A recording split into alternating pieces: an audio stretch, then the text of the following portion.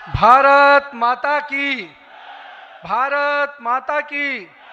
Bharatiya Janata party जिंदाबाद, Bharatiya Janata party जिंदाबाद। आज इस अवसर पर हमारे भारतीय जनता पार्टी के वैसे नेतृत्वकर्ता, जिन्होंने देश को ही नहीं पूरे विश्व को नेतृत्व दिया, और मैं कह सकता हूं एक प्रधान सेवक के रूप में जिस प्रकार से उन्होंने सेवा की है, वो हमारे कालखंड के सभी कार्यकर्ताओं के लिए प्रेरणादायी हैं। ऐसे अपने यशस्वी प्रधानमंत्री, विश्व के लोकप्रिय नेता श्री नरेंद्र मोदी जी का मैं सबसे प्रथम अभिवादन करता हूं कि 140 करोड़ जनता आपके इस सेवा भाव से हमेशा आपका अभिनंदन करना चाहती है।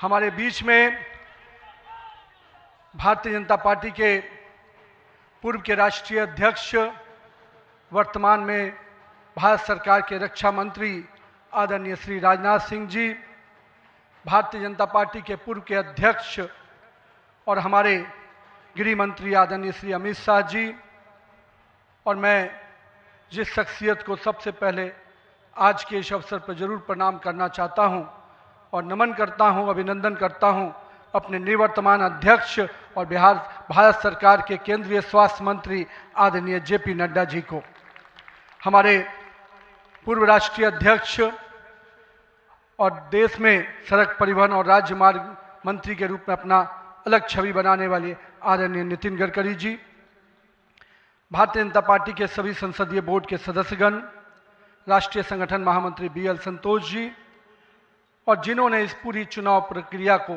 और हम कह सकते इस संगठन पर्व को नेतृत्व दिया, वैसे अपने के लक्ष्मण जी, सभी राज्यों के माननीय मुख्यमंत्रीगण, हमारे सभी केंद्रीय मंत्रीगण, माननीय उप मुख्यमंत्रीगण, भारतीय जनता पार्टी के सभी राष्ट्रीय पदाधिकारीगण, सभी प्रदेशों से आए हुए हमारे माननीय प्रदेश अध्यक्षगण, माननीय संगठन महामंत्रीगण, और हमारे सभी इस राष्ट्रीय परिषद के जो हमारे नुमाइंदे प्रतिनिधि यहाँ उपस्थित हुए हैं, मैं उन सभी का अभिनंदन करता हूँ, और साथ ही साथ देश भर के सभी कार्यकर्ताओं को और यहाँ पर उपस्थित सभी कार्यकर्ता भाइयों को भी बहुत बहुत अभिनंदन और धन्यवाद करता हूँ।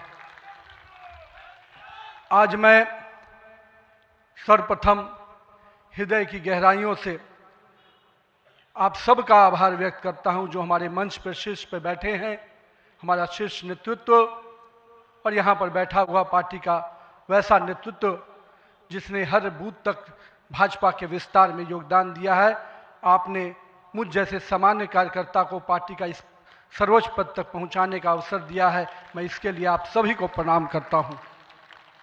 माननीय आदरणीय प्रधानमंत्री जी, मैं हृदय से आपका आभार व्यक्त इसलिए करता हूं क्योंकि हम लोग ने हमेशा दूर से ही एक कार्यकर्ता के रूप में किस प्रकार से आप देश सेवा का काम लगातार कर रहे हैं, हमने हमेशा देखा कि जब पहली बार मैं गुजरात के आनंद में आपके साथ एक कार्यक्रम में शिरकत किया था, मुझे याद है मैं उस समय राष्ट्रीय महामंत्री था, और मैंने कहा जब आपको उस समय सद्भावना मिशन के कार्यक्रम में एक एक व्यक्ति को सुनते देखा, और जब कार्यक्रम की समाप्ति के बाद आपने अपना ग्रीन रूम में हम लोग से जब बातचीत किया, तो किस भाव से वो इतने बड़ी संख्या में गुजरात के लोग आते क्यों हैं, आपने हम वहाँ पर बैठे हुए लोगों को समझाया कि ये व्यक्ति, ये जो इतने लोग आते हैं, ये केवल हमसे गुजरात की जो भावना जुड़ी है, जो विकास की भावना गुजरात को हमने अपने साथ जोड़ा है, इसके कारण इतने लोग आते हैं। मैंने उस दिन समझा कि एक व्यक्ति बड़ा तब बनता है जब लोगों की भावनाओं से अपने आप को जोड़ता है। मैं इसके लिए आज आपका इसलिए भी अभिनंदन करता हूं क्योंकि आपके कार्यकाल में मैंने देखा कि जो भाजपा की सोच रही है सर्वव्यापी और सर्वस्पर्शी, आपने उस सोच के साथ काम किया। आपने जो मूल मंत्र दिया, सबका साथ, सबका विकास, सबका विश्वास, सबका प्रयास, आज देश का हर पूरा जनमानस उसके साथ अपने आप को जोड़कर देख रहा है। मैं आज इस अवसर पर पुनः पूरे आदर और सम्मान के साथ अपने निवर्तमान अध्यक्ष जेपी नड्डा जी का अभिनंदन करता हूं, इसलिए कि पिछले कार्यकाल में मैंने देखा कि किस प्रकार से संगठन को आपने अभूतपूर्व रूप से विस्तार खुद करते हुए किया। साथ ही साथ कार्यकर्ता आधारित कैसे राजनीति हो इसको आपने बढ़ाया। और अभी बहुत बड़ी बात हम लोगों सब लोगों ने देखा, जिस कोरोना कालखंड में एक एक व्यक्ति अपने घर के अंदर महफूज हो रहा था, उस समय सेवा के उस परंपरा को, सेवा की संस्कृति को आपने जिस प्रकार से समाज में भाजपा कार्यकर्ताओं से आह्वान किया कि आप जाइए, आगे बढ़िए और सेवा के भाव से इस देश में कोरोना कालखंड में लोगों की सेवा कीजिए। पूरा संगठन आपके साथ खड़ा रहा। माननीय प्रधानमंत्री जी का जो निर्देश था उसको आपने जिस तरीके से लागू किया वो हम सब कार्यकर्ताओं के लिए अनुकरणीय हुआ।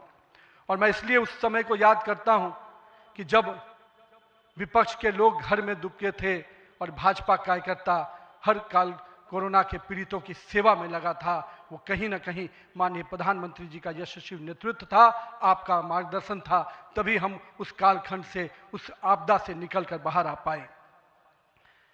मैं आज इस अवसर पर पार्टी के अपने पूर्व के सभी राष्ट्रीय अध्यक्ष को स्मरण भी करता हूं और हमारे कई राष्ट्रीय अध्यक्ष जो यहाँ पर बैठे हैं, मैं उनका भी अभिवादन करता हूं। मैं देखा हूं 2006 में मैं पहली बार जब विधायक बना, उस कालखंड से लेकर किस प्रकार माननीय हमारे पूर्व के राष्ट्रीय अध्यक्ष राजनाथ सिंह जी ने पार्टी के कामों को हमेशा हर कार्यकर्ता से जुड़ने का प्रयास किया। मैंने जब नितिन गडकरी जी को देखा तो मैंने देखा कि किस प्रकार से संगठन के हर मोर्चा और सेल को उन्होंने गढ़ने का काम किया। और मैंने जब गृह मंत्री जी को राष्ट्रीय अध्यक्ष के रूप में देखा तो बूथ तक के कार्यकर्ताओं की चिंता करते हुए मैंने उनको देखा। मैंने उनको इस रूप में देखा कि किस प्रकार से आज पार्टी का जिस स्थान पे हम लोग आज खड़े हैं, कार्यालय कार्यकर्ता के लिए मैं कह सकता हूं तीर्थ स्थान होता है, और जहां से कार्यकर्ता अपनी ताकत पाता है, उस कार्यालय को भी आपने किस प्रकार से पूरे देश में एक निर्माण करने की योजना बनाई। और आज हर बूथ का कार्यकर्ता अपने आप को उस तीर्थ पर जाकर अपने आप को धन्य महसूस करता है। मैं आज अपने पूर्व के सभी राष्ट्रीय अध्यक्षों को इस अवसर पे बहुत बहुत अभिनंदन करता हूं और साथ ही साथ उन सब को स्मरण करते हुए उनका आभार व्यक्त करता हूं कि उन्होंने पार्टी को इस मुकाम तक पहुंचाने में बहुत बड़ा योगदान दिया है। मैं आज नमन करता हूं उन लाखों कार्यकर्ताओं को जिन्होंने पार्टी का संगठन, राष्ट्रवाद के विचार और भारत माता की मान बढ़ाने के लिए अपना जीवन न्यौछावर किया। आज उनकी तपस्या और त्याग ही है का परिणाम है कि आज पार्टी इस ऊंचाई तक पहुंच पाई है। मैं उस भूमि से आता हूं जहां महात्मा बुद्ध, महावीर, चाणक्य, सम्राट अशोक, आर्यभट्ट, गुरु गोविंद सिंह, जेपी, राजेंद्र बाबू और जननायक कर्पूरी ठाकुर की वो भूमि को भी मैं नमन करता हूं। उस पाटलिपुत्रा की भूमि को भी नमन करता हूं। साथ ही साथ इस अवसर पे मैं अपने माता और पिता को भी निश्चित रूप से स्मरण करते हुए उनको नमन करता हूं, क्योंकि कहीं ना कहीं आज मेरे व्यक्तित्व में किसी एक शख्सियत का मैं मानता हूं तो निश्चित रूप से मेरे माता पिता का संस्कार, पार्टी का विचार और कहीं ना कहीं मेरे बड़ों का मार्गदर्शन मुझे यहाँ तक पहुँचाया है और मेरे कार्यकर्ताओं का स्नेह मुझे यहाँ पर पहुँचाया है। आज के दिन मैं अपने क्षेत्र की जनता को भी प्रणाम करता हूँ, जिसने मुझे एक विधायक के रूप में चुना जरूर, पर संगठन ने मुझे जिस प्रकार से गढ़ने का काम किया, आज मैं इसी कारण से उस जनता के आशीर्वाद और पार्टी के मार्गदर्शन के कारण यहाँ तक पहुँच पाया हूँ। आज का क्षण मेरे लिए संकल्प का क्षण है। आज सिर्फ एक पद को धारण नहीं कर रहा हूँ, मैं पार्टी के इस विचार को, परंपराओं को, एक राष्ट्रवादी आंदोलन की जिम्मेदारी को स्वीकार कर रहा हूँ। और मैं इस अवसर पर साथ अपने सभी वरिष्ठ कार्यकर्ताओं को भी प्रणाम करता हूँ। साथियों, हम लोगों ने देखा है श्यामा प्रसाद मुखर्जी जी का प्रखर राष्ट्रवाद किस प्रकार से हमारे हर कार्यकर्ताओं के मन में बसा हुआ है। पंडित दीनदयाल जी के उपाध्याय के अंत्योदय और माननीय स्वर्गीय अपने सधे भारत रत्न अटल बिहारी वाजपेयी जी का सुशासन की राजनीति, आज माननीय प्रधानमंत्री जी उसको आत्मसात करते हुए विकसित भारत की परिकल्पना हम सबके सामने रखी है। और आज 140 करोड़ भारतवासी अपने आप को इस विकसित भारत के सपने के साथ जोड़कर देश को आगे बढ़ाने में लगा है। मैं इसके लिए तहे दिल से माननीय प्रधानमंत्री जी का आभार व्यक्त करता हूँ। अभी माननीय प्रधानमंत्री जी अपने संबोधन में बता रहे थे किस प्रकार से अंत्योदय की योजनाओं को उन्होंने नीचे उतारा है। जल जीवन मिशन ही नहीं, हम महिलाओं को 11 करोड़ शौचालय की योजना को भी याद करना चाहेंगे। किस प्रकार से महिलाओं का सम्मान बढ़ा, 13 करोड़ 4 करोड़ लोगों को पक्के मकान मिले, 42 करोड़ लोगों को आयुष्मान भारत, 56 करोड़ लोगों के जनधन खाते खुले। मुझे आज भी याद है जब जनधन खाता खोलाने की बात हो रही थी तो कई लोग देश में, जब हम भाजपा के लोग इसको आगे बढ़ा रहे थे तो लोग हमारा मजाक उड़ा रहे थे। पर मैं आज भी मानता हूं गरीब के खाते में अगर 1 रुपया दिल्ली से चलता है तो 1 रुपया अगर गरीब के खाते में पहुंच पाता है तो ये कहीं ना कहीं उस जनधन खाते का वरदान के रूप में मैं देखता हूं। मैं आज के दिन माननीय प्रधानमंत्री जी के इस सब के साथ और सबके विकास के इस नारे को फलीभूत होता देख रहा हूं। हम लोगों ने लंबे समय से कुछ नारे को, भाजपा के कार्यकर्ता, हमारे जनसंकाल के कार्यकर्ता लगातार कुछ नारे को गढ़ते थे। रामलल्ला हम आएंगे, मंदिर वहीं बनाएंगे, जहां हुए बलिदान मुखर्जी वो कश्मीर हमारा है, एक देश में 2 विधान 2 प्रधान 2 निशान नहीं चलेगा। साथियों, आज भाजपा के कार्यकर्ताओं ने वो कालखंड देखा जब अयोध्या का भव्य राम मंदिर का मार्ग प्रशस्त हुआ। आज जम्मू कश्मीर की जनता ने 370 धारा से मुक्ति का दौर देखा। आज सांस्कृतिक व राष्ट्रवाद की विचारें और मजबूत हो रही हैं। साथियों, मुझे याद है अब वो समय जब हम लोग आज श्रीनगर के लाल चौक पर तिरंगा लहराते देखते हैं तो गर्व की अनुभूति होती है। हमने वो दौर भी देखा था जब पाकिस्तान के झंडे लहरा रहे थे और दिल्ली की सरकार बैठकर मौन बैठी थी उस समय, क्योंकि वो समय हम लोगों ने युवा मोर्चा के कालखंड में काम करने का जब मौका मिला था तो हमने देखा था उस समय जब माननीय प्रधानमंत्री जी उस कालखंड से 370 को समाप्ति किए तो कहीं ना कहीं पूरे कश्मीर की फिजा बदली है और आज कश्मीर का लाल चौक तिरंगे से लहराया नहाया नजर आता है। ये परिवर्तन हमारे देश में आया है। साथियों, हम भारतीय जनता पार्टी के उस समान राजनीतिक दल नहीं जिसके लिए हम काम करते हैं, हम उस विचार के साथ काम करते हैं जिस विचार से हम राजनीतिक अभिव्यक्ति के साथ साथ उस नारे के साथ काम करते हैं जहां राष्ट्र प्रथम के नारे, नेशन फर्स्ट, पार्टी नेक्स्ट और सेल्फ लास्ट। माननीय प्रधानमंत्री जी ने इस नारे के साथ हम लोग को जोड़ा है, हमारे नेतृत्वकर्ता ने हमें जोड़ा है और हम सब के लिए ये प्राथमिकता होनी चाहिए कि हम राष्ट्र के आगे रखकर ही अपने कामों को आगे बढ़ाएं। साथियों, हम अपने नेतृत्वकर्ता के संघर्ष और बलिदान से सीखने की आवश्यकता है। ये हम वैसे राजनीतिक दल के लोग हैं जहां राजनीतिक सत्ता नहीं साधना है, राजनीतिक भोग नहीं त्याग है, राजनीतिक ऐशो आराम नहीं तपस्या है, राजनीतिक कोई पदभार नहीं उत्तरदायित्व है। तो आइए हम सब कार्यकर्ता इस संकल्प के साथ अपने नेतृत्वकर्ता के इस परिश्रम और पुरुषार्थ के साथ अपने आप को जोड़ें। मेरे प्रिय कार्यकर्ता साथियों, यदि भाजपा आज विश्व की सबसे बड़ी राजनीतिक दल बनी है तो इसका मुख्य कारण हमारा प्रेरणादायी नेतृत्व है, हमारा विचारधारा है और हमारे लाखों कार्यकर्ताओं का मेहनत है। वो कार्यकर्ता जो बिना फोकस में आए अनवरत काम करता है, वो कार्यकर्ता जो कठिन से कठिन परिस्थिति में भी भारत का ध्वज झुकने नहीं देता है, वो कार्यकर्ता जो सीना ठोक के कहता है तेरा वैभव अमर रहे माँ, हम दिन 4 रहे न रहे। आइए इस भारत की कल्पना को जो माननीय प्रधानमंत्री नरेंद्र मोदी के नेतृत्व में लगातार हम आगे बढ़ रहे हैं, आज हम भी उस परिकल्पना के साथ अपने आप को जोड़ें। हमारे नेताओं कार्यकर्ताओं का परिश्रम ही है जो आज हम यहाँ तक पहुँचे हैं, लेकिन वर्तमान पीढ़ी को भी अपने हिस्से का त्याग, तपस्या और पुरुषार्थ करना होगा, क्योंकि विकसित भारत के अगर संकल्प को सिद्धि तक पहुंचाना है, एक ऐसा भारत जहां समृद्धि भी हो, सशक्त भी हो, समरस भी हो, आत्मनिर्भर भी हो, तो हमारे कालखंड के कार्यकर्ताओं को भी अपने हिस्से का पुरुषार्थ, त्याग और तपस्या करना पड़ेगा। साथियों, हमारे प्रधानमंत्री जी ने हमेशा अलग अलग समूहों की बात की। अमृतकाल के लिए 4 समूहों की जो बात की उसमें युवा, महिला, किसान और गरीब है।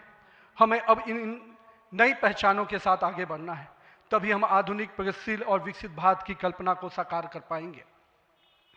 आज 15 अगस्त 2024 के दिन जब माननीय प्रधानमंत्री जी ने आज भी उसकी चर्चा की और 15 अगस्त 2024 को जब लाल किले की प्राचीर से माननीय प्रधानमंत्री जी ने युवाओं को सार्वजनिक जीवन में आने का आह्वान किया, तो मैं देश के युवाओं से कहना चाहूँगा, राजनीति से दूरी समाधान नहीं, सक्रिय भागीदारी ही समाधान है। आइए एक सकारात्मक राजनीति के लिए युवाओं को आगे आने की आवश्यकता है। लेकिन साथ ही साथ मैं युवा साथियों से कहूँगा, मेरे भाइयों, राजनीति शॉर्टकट नहीं है, राजनीति 100 मीटर का रेस नहीं है, राजनीति लॉन्ग मैराथन है जहां स्पीड का नहीं स्टेमिना का टेस्ट होगा। तो आइए राजनीति के इस पिच पर हम अपनी जड़ों को मजबूत कर कर काम करें। और भारतीय जनता पार्टी का वॉच टावर तो बहुत स्ट्रांग होता है मित्रों, इसलिए आप अपने बूथ में निरंतर रूप से काम करते रहिए, अपने मंडल में काम करते रहिए। भाजपा का वॉच टावर, भाजपा का केंद्रीय नेतृत्व इतना मजबूती तरीके से हर पारी से नजर रखता है, कहीं ना कहीं आपको भी उस मुकाम तक पहुंचाएगा। साथियों, आज जब भारतीय जनता पार्टी के कार्यकर्ता, माननीय प्रधानमंत्री जी अभी हम सबको बता रहे थे कि किस प्रकार से पंचायत से पार्लियामेंट तक का सफर के लिए हर एक कार्यकर्ता लगे, हम आज इस अवसर पर जहां केरल, महाराष्ट्र, गोवा और अरुणाचल प्रदेश के स्थानीय निकायों में हुई शानदार जीत के लिए अपने सभी कार्यकर्ताओं को और उस क्षेत्र की जनता का भी आभार व्यक्त करते हैं। लेकिन मित्रों, अगर पंचायत से पार्लियामेंट का सफर तय करना है और लगातार हर जगह पर भारतीय जनता पार्टी का परचम लहराना है, तो हमको अपने समय के लिए पूरा मेहनत और परिश्रम की पराकाष्ठा करनी होगी। चूंकि अगर 2047 का विकसित भारत बनाना है तो हमको भी अपने पूरे मेहनत और परिश्रम के साथ उसमें जुड़ना होगा। साथियों, हाल में हमने देखा किस प्रकार से तमिलनाडु के एक पहाड़ी के पवित्र कार्तिकेय दीपम को रोकने का प्रयास विपक्षी दलों के द्वारा किया गया। यह नहीं है किसी रोकने के लिए विपक्ष के लोगों ने साजिश नहीं की। हमें याद है, हम लोग अभी हाल में देख रहे थे किस प्रकार से न्यायाधीश के विरुद्ध भी महाभियोग लाने का प्रयास किया गया। आज हम जब सोमनाथ की बात करते हैं और स्वाभिमान पर्व मनाने की प्रयास करते हैं तो विपक्षी दलों के लोगों को तकलीफ होती है। हमारा मानना है कि इस तरह की परंपराओं को रोकने वाली ताकतों को परास्त करने की आवश्यकता है। राम सेतु के अस्तित्व को नकारने वाले, कार्तिकेय दीपम का विरोध करने वाली ताकतों को भारत की राजनीति में अब कोई स्थान नहीं मिल सकता, ऐसा हमें प्रयास करना है। साथियों, अगले कुछ महीने में तमिलनाडु, असम, बंगाल, केरल और पुडुचेरी में चुनाव होने जा रहा है और वहाँ की डेमोग्राफी की पूरी चर्चा हो रही है। किस प्रकार से बदले हुए डेमोग्राफी में वहाँ चीज़ें बदल रही हैं और हमारे लिए अपने आप में एक चुनौती है। लेकिन हम पूरी तरह से आश्वस्त हैं कि भाजपा का कार्यकर्ता अपने संघर्ष और परिश्रम के बल पर इन 5 राज्यों में सशक्त भाजपा का नेतृत्व प्रदान करने जाएगा। और हम हमेशा विश्वास करते हैं कि हमें अपनी आस्थाओं के केंद्र के लिए और सनातन परंपराओं को केंद्र को बचाने की लड़ाई अगर लड़नी है तो निश्चित रूप से अपने देश को सुरक्षित रखने की लड़ाई लड़नी है तो इन 5 राज्यों में हमें एक मजबूत ताकत बन के आना है। आज हमारे राष्ट्र की चेतना का उद्घोष का समय वंदे मातरम का 150वीं वर्षगांठ मना रहे हैं। वंदे मातरम का स्मरण आते ही मन में ऊर्जा और उत्साह बढ़ जाता है। हमें पूरा ध्यान में है कि एक एक व्यक्ति जब वंदे मातरम का जय घोष करता है तो उसके अंदर से जो ऊर्जा आती है वही ऊर्जा इस देश को आगे बढ़ाने में काम आती है। तो आइए हम सबको मिलकर 150वीं वर्षगांठ को हर जन जन तक पहुंचाएं, हर युवा तक पहुंचाएं, हर महिला तक पहुंचाएं, क्योंकि वंदे मातरम हमारे अंदर का वो विश्वास है जो इस देश के विकास के साथ जुड़ेगा। सत्ता को सेवा का माध्यम बनाते हुए माननीय प्रधानमंत्री जी ने पिछले 25 वर्षों में जिस प्रकार से सरकार के मुखिया के रूप में गुजरात में और अब देश के प्रधानमंत्री के रूप में भारत के विकास में लगातार अब काम कर रहे हैं, निश्चित रूप से आपका प्रेरणादायी नेतृत्व हम जैसे नए कार्यकर्ताओं के लिए, हम जैसे पार्टी के कार्यकर्ताओं के लिए एक मापदंड है जिसको हम लोग निश्चित रूप से आपसे सीखते हैं। और मैं तो कहूँगा कि जिस सुशासन को मॉडल को आपने पूरे देश और विश्व में स्थापित किया है, अन्य सभी राज्य सरकारों को भी उस मॉडल के साथ काम करना चाहिए, तभी हम विकास के सही मापदंड को अंतिम व्यक्ति तक पहुंचा पाएंगे। आइए हम सब मिलकर विकसित भारत के संकल्प को पूरा करने की भागीदारी सुनिश्चित करें। एक शक्तिशाली गतिमान संगठन के साथ राष्ट्र निर्माण की इस यात्रा को नई ऊंचाइयों तक लेके चले। भारत माता की जय, वंदे मातरम। नेताओं का धन्यवाद करता हूं और अभी हम सब तो ये पहला संबोधन भारतीय जनता पार्टी के नए अध्यक्ष का। यहाँ पर अब राष्ट्रगान के साथ यहाँ जो समारोह है वो संपन्न होने जा रहा है। अधिनायक जय हे भारत भाग्य विधाता, पंजाब सिंध गुजरात मराठा द्राविड़ उत्कल बलवङ्गा विन्ध्य हिमाचल यमुना गङ्गा उच्चल जलधितरङ्गा तव शुभ नामे जागे तव शुभ आशीष मागे आगे तव शुभ आशीष मागे